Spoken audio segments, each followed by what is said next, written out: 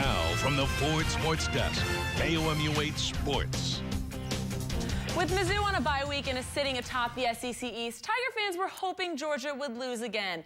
The Bulldogs are still without star running back Todd Gurley and are looking for some resume wins as they try to knock the Missouri Tigers out of the race for Atlanta.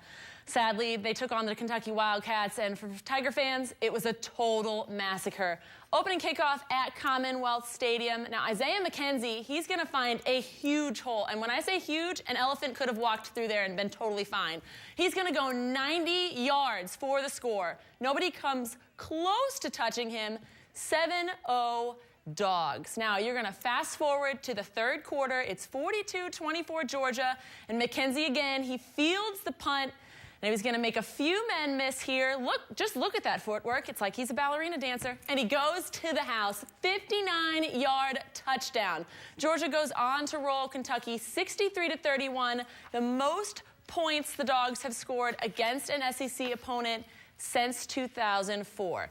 Moving on to the 12th-ranked Baylor Bears taking on the 15th-ranked Sooners. Baylor never won in Norman. First quarter, 7-3 Sooners. Trevor Knight, he's going to find Deron Neal for a 9-yard diving touchdown. It's like his hands are magnets for the ball. 14-3 Oklahoma. Second quarter, 14-10 Sooners. Bryce Hager picks off Trevor Knight, and he takes it all the way down to the goal line. Baylor would score to take the lead. And the hits, they just kept on coming. Later in the quarter, Devin Chafin, he's going to pound it in for 2 yards out. Bears up 24-14. He had 2 touchdowns. Third quarter, same score. Corey Coleman scores a 5-yard touchdown. He had 224 receiving yards today. Baylor scored 45 unanswered, wins 48-14 for the first time ever road win at Oklahoma. Now let's look at the SEC East standings after some of today's action. Mizzou is on a bye week, so they're still on top of the SEC East. Georgia is breathing down their necks at number 2. Florida sits at number 3, but a loss to Vanderbilt could drop them down. Kentucky comes in at number 4, and South Carolina rounds out the top 5. Mizzou needs another loss from Georgia to solidify its position on top of the SEC East. The Tigers visit the Aggies in College Station next weekend and need a win if they hope to make it to Atlanta.